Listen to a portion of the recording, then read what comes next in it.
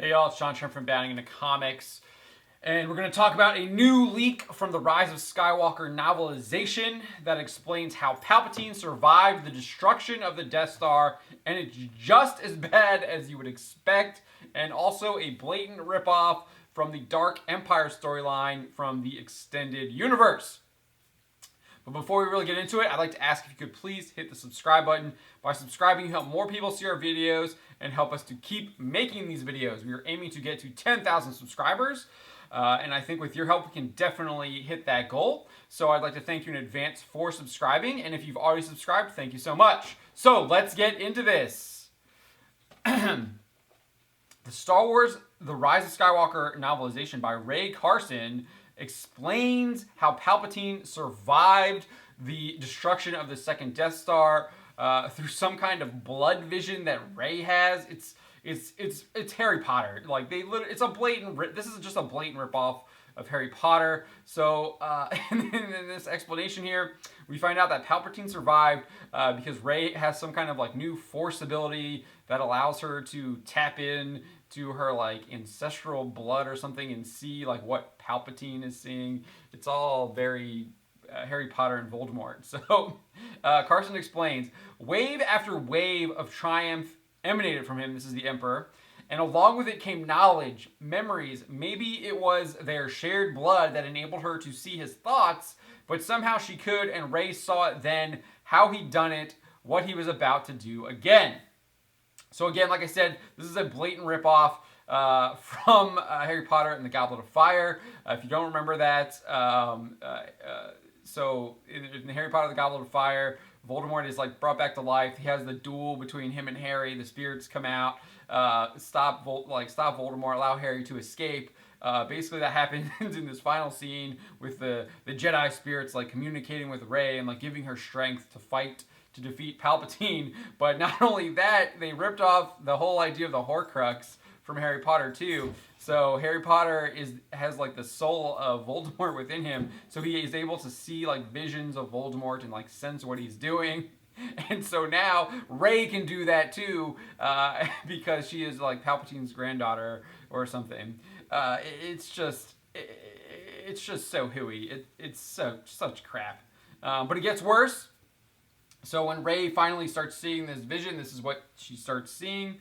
Falling down a massive shaft. The betrayal sharp and stinging, a figure high above, black clad and helmeted and shrinking fast.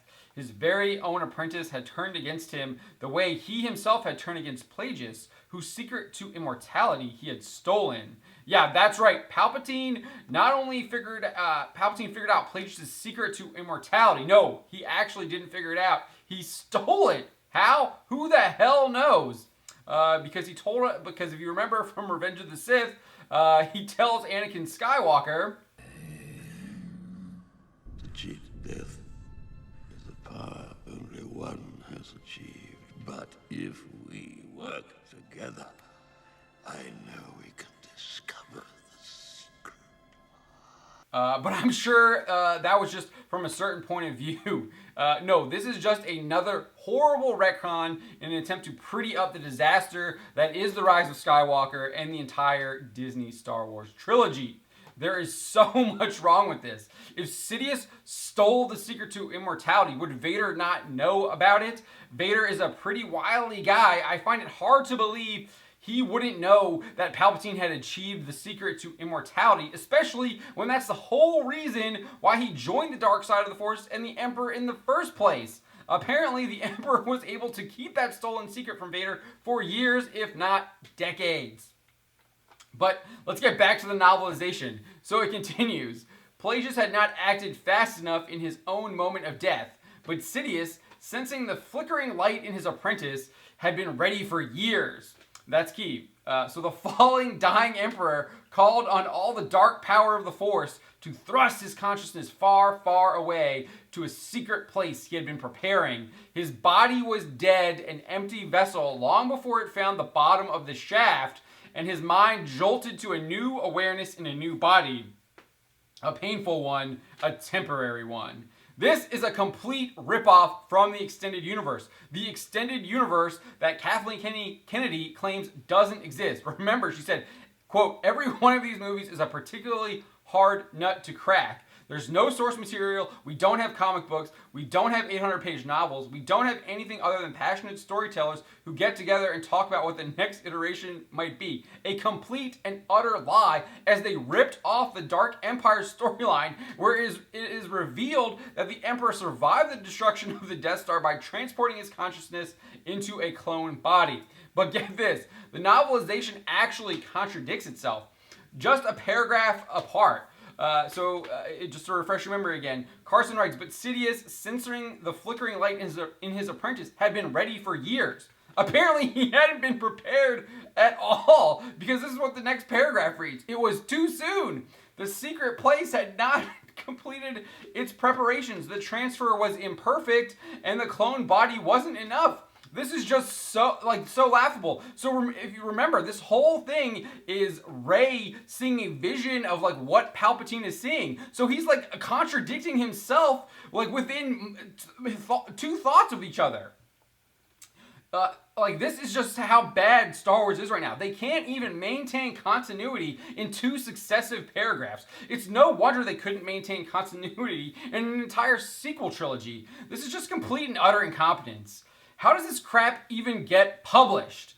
It's because Disney doesn't give a shit about Star Wars. They don't care about its legacy. They don't care about the canon. They only care about the bottom line, and that's why they've created a soulless monstrosity that has severely damaged the Star Wars brand. So focusing on the bottom line and just trying to churn out crap after crap of Star Wars, they've turned Star Wars into crap. They've forsaken the bottom line by trying to embrace it. It's just garbage. And it just continues. So we get Sidious confirming he's stolen Plagueis' secret. Remember, I said, it says here, he says, what does it say?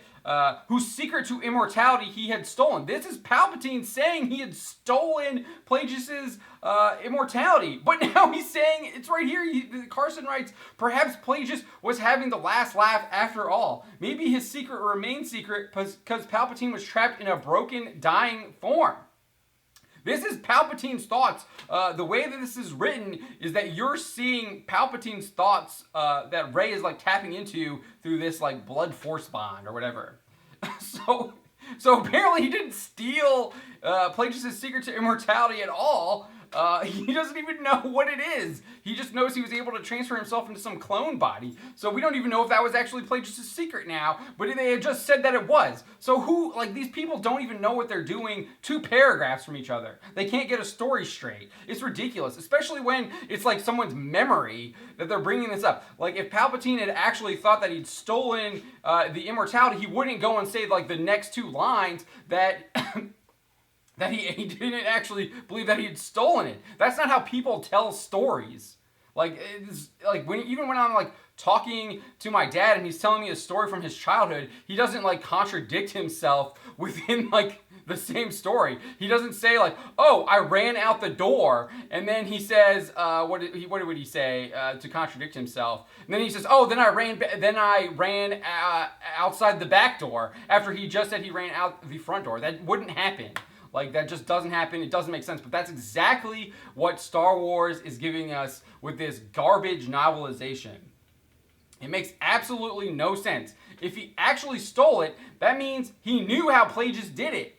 If he was experimenting on a way to cheat death, why in the world would he use the word stole in the first place? Again, this makes no sense. It contradicts itself multiple times in just 2 pages. This is just 2 pages of this novel.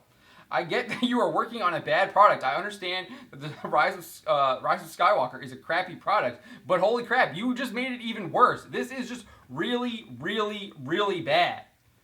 The whole novelization, everything I've seen from it is complete trash. If we continue here, it even ignores the entire idea of the Force. And this isn't really surprising, as The Last Jedi showed Lucasfilm has no understanding of the Force either, at least under Disney. And I would even argue The Mandalorian. If you've watched any of my Mandalorian stuff, you know that the whole idea of force healing is just a complete joke and shouldn't exist. And it kind of just ruins Anakin's story and his desire to want to save Padme. And this does the same thing with this cheating death crap here. So just a reminder, here's how Obi-Wan describes the Force. The Force?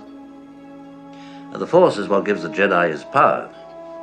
It's an energy field created by all living things. It surrounds us and penetrates us. It binds the galaxy together. What does the novelization do?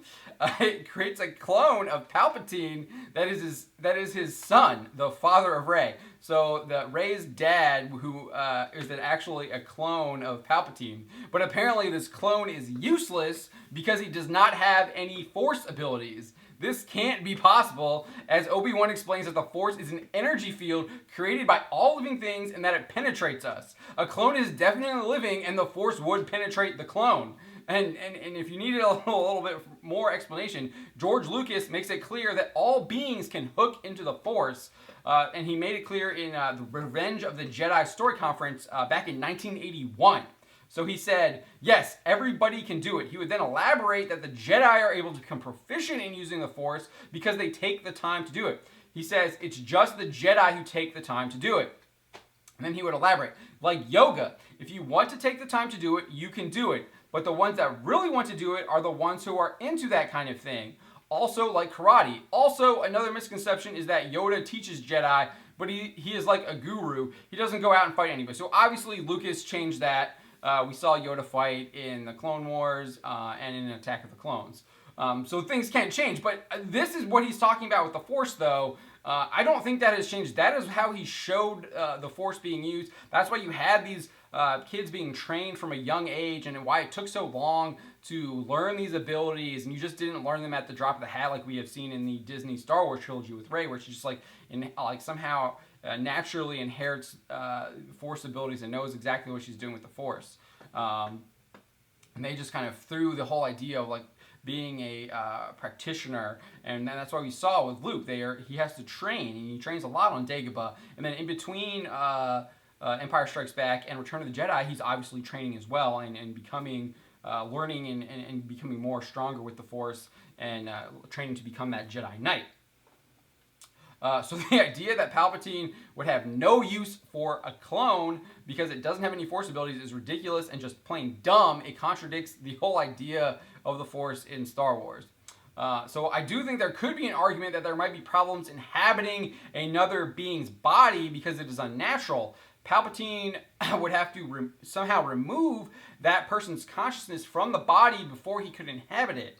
That could weaken the body and cause problems for Palpatine. But the people at Lucasfilm somehow didn't think of this, but instead decided to continue to destroy the entire idea of the Force and thus their franchise. Lucasfilm has no clue why their brand is dying. They continue to double down on stupid and continue to erode the Star Wars product by actively destroying it in these like crappy products after crappy products. Like we got a crappy product in the Rise of Skywalker film, and now they're going to doubling down in a crappy product in the novelization. Like you shouldn't be doing that. It just is just stupid. They need a drastic change in creative in order to right this sinking ship. But I think it might actually be too late. That's my thoughts on the matter. Let me know what you think in the comments. My name is John Trent, and you've been watching Bounty in the Comics. Until next time.